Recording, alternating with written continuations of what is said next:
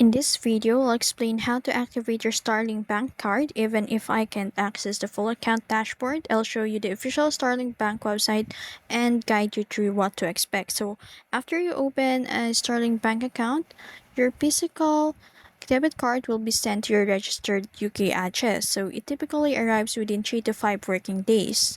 So, once your card arrives, you'll need to activate it before using it.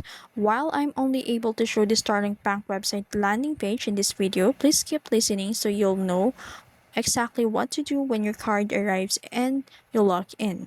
So here's how you activate your card. So log into your Starling Bank account using the mobile app, and then activate must be done inside the app for security purposes. So once logged in, go to the card section and you'll see an option that says activate your card. And then in there, enter the last four digits of your debit card and then confirm. So your card will be activated instantly.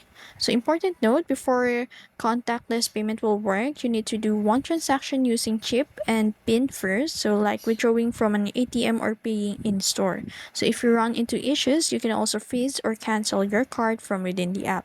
So even though I can show the full activation process due to access limitations, you'll find all the official Starling Bank support links below this video in the description. If you found this video helpful, don't forget to like, share, and subscribe to the YouTube channel.